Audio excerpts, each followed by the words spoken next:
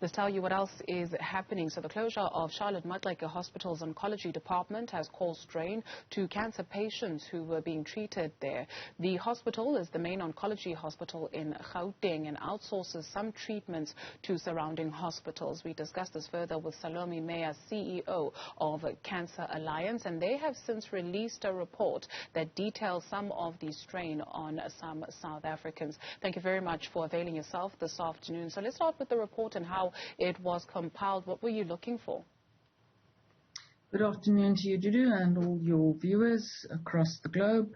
So the Cancer Alliance has put together a specific dedicated report that focuses on the radiation oncology at Charlotte Maxeke, looking at the waiting list. We actually employed the services of a medical professional who sat with the radiation oncology department to actually go through the files over the last 2 months of the radiation oncology unit, to particularly look at breast cancer, prostate cancer, cervical and colon cancer patients, and to compile that waiting list for us. And the reason that we actually did go to that length is because when we initially said that we had more than 2,000 patients on a waiting list, those numbers were disputed by the Department of National Health and also Gauteng Health, and saying, where do we get these figures from, because they do not know about all these patients.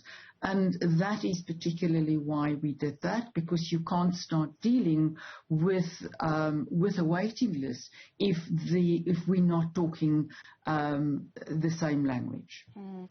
We'll come to some of the reasons offered as to why they do not know in terms of the numbers on the waiting list. You touched briefly on the prostate unit having recorded over 2,000 patients, of which only 819 could be accounted for. What did you find where breast cancer patients were involved?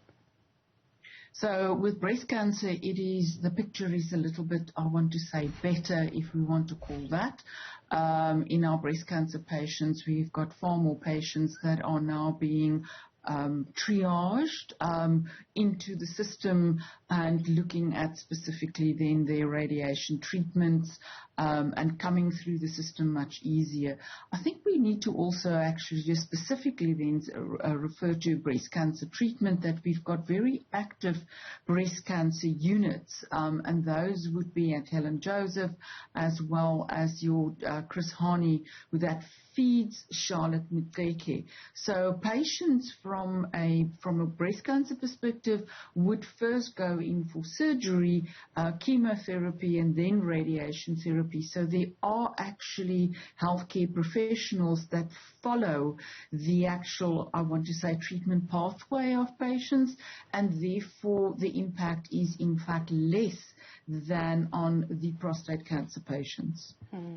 And what is the impact on these patients that are not able to get the necessary care? There's a case study of a 66-year-old that you mentioned. Please tell us about their story.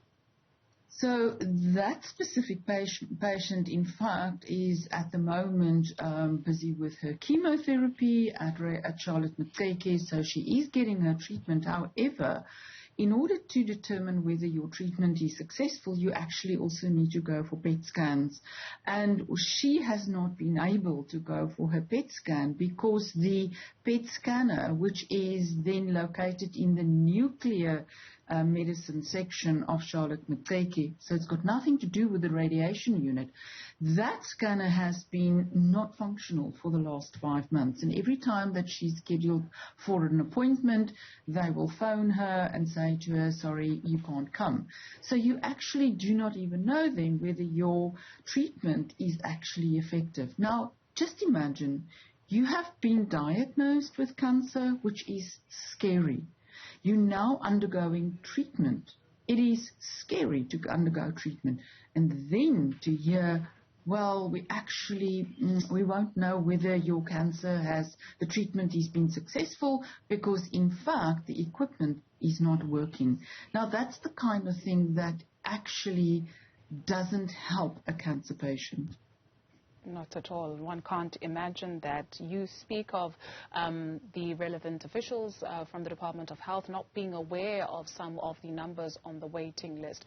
How is that possible? Does that speak to data capturing on their side? And the second element of it is that this report was shared with the necessary officials from the department, and a task team will then be set up. What are the terms of reference for that task team?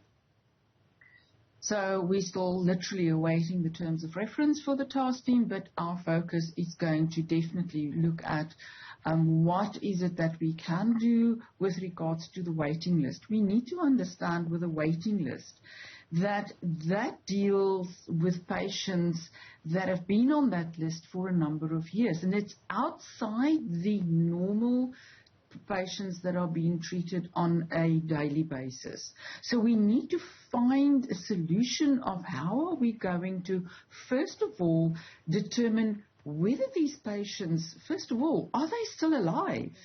Where are they? Then have to recall them. Then secondly, you will have to most definitely restage most of those patients and then determine what will be the treatment route that they need to follow. And then the next question is, where will they get this treatment? Because if you already have a unit that is under strain because of the normal patient load, you need to determine where are you going to treat these patients. And that's why we're calling for a public-private partnership.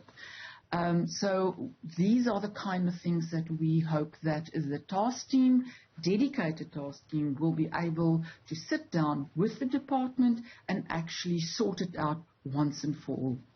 Salome Meyer is the CEO for Cancer Alliance. Thank you very much for availing yourself this afternoon.